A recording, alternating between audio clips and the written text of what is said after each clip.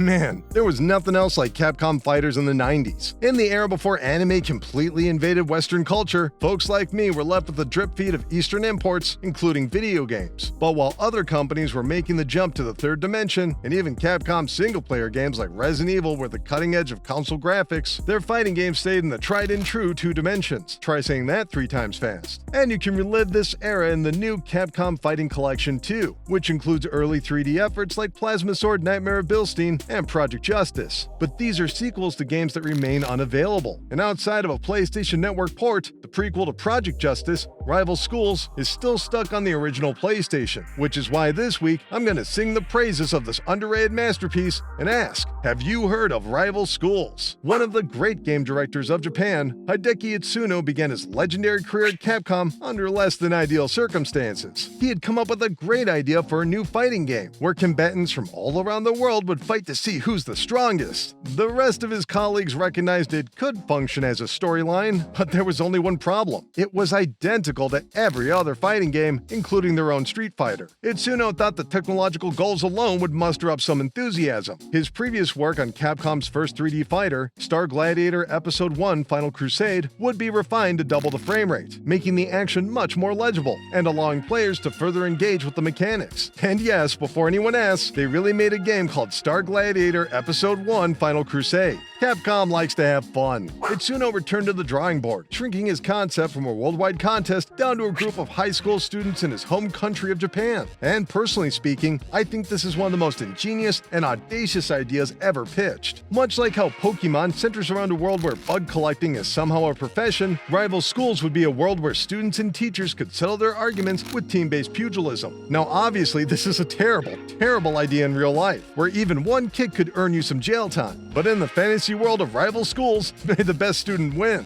Itsuno's team were now much more engaged with this new project, but the core storyline of battling students still felt a bit contrived. To fix this, Itsuno built his story around different territories, each of which are experiencing unexplained disappearances. And with the biggest brawlers missing, a power vacuum sends fighters searching for their friends and ready to smack down anyone in their way. However, the plot also goes out of its way to explain there's an evil school brainwashing classes and faculty. After all, they had to explain why a 40-year-old dude is punching teenagers, even at the cost of dramatic reveals. Of course, this is all window dressing to how the game actually plays, which in my humble opinion, is about as spectacular as any 3D fighter from this era. Heck, I rolled into the training area expecting to brush up on my skills, but instead I found the setups to be fairly compelling on their own. The movement has all the advantages of 3D models, such as forward and back dashing, get-up attacks, and sidesteps, except perfectly timed sidesteps will trigger your character swinging behind your opponent for free shots. The base combos and specials are ripped right from Street Fighter, with lights entering heavy attacks and quarter circles creating projectiles. But because it was being designed with the Sony ZN2 arcade in mind, that meant a port to the PlayStation would be virtually arcade perfect, and so the action would be reduced to 4 buttons, a light and heavy punch or kick, which could be combined into grabs, dashes, or the spectacular team-based attacks. Oh, I'm sorry, I meant the vigor attacks, or burning vigor attacks.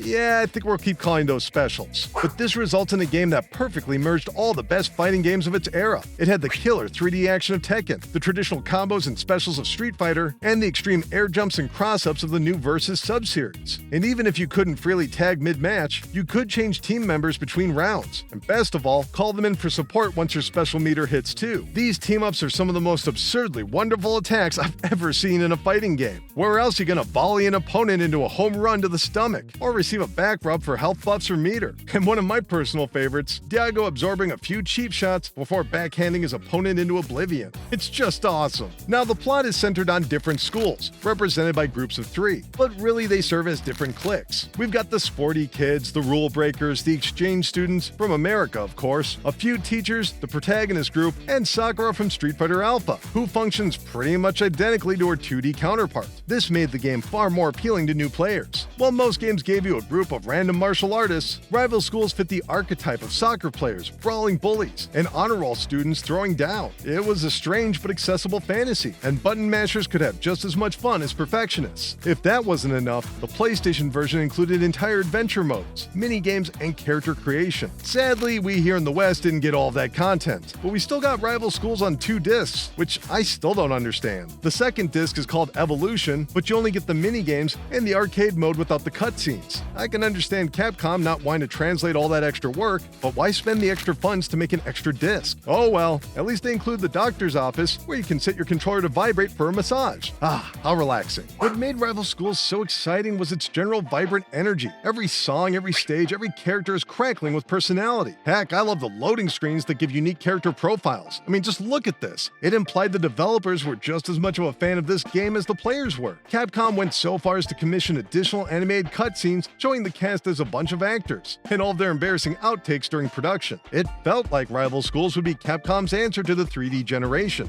but it wasn't. The following year, Japan saw an updated version of Rival Schools for the PlayStation 1, which sadly never received an English translation. Personally speaking, this is my first time playing it, and wow, the new training mode is even more demanding and useful, and the new characters are outrageous, with a photographer and a synchronized swimmer who would later return in Project Justice. And that was all she wrote for Rival Schools. Apparently, Itsuno wanted to create a sequel for some time, but after leaving Capcom in 2024, it's doubtful he'll be involved in the franchise if it has a future. But with Project Justice being included in Capcom Fighting Collection 2, a wider audience will be exposed to the Rival Schools franchise for the first time in over 2 decades. And personally speaking, I wish they could have included the original game. Project Justice is an excellent 3D fighter, and bumps the team-based combat to 3 vs 3. But much like Street Fighter 6 can't replace Street Fighter 2, Rival Schools' tight gameplay and fast meters landed just right for me, and the simpler gameplay makes a much better first impression. Still, Project Justice is a great game. It's not either or for me, I'm just being greedy. I want all the games,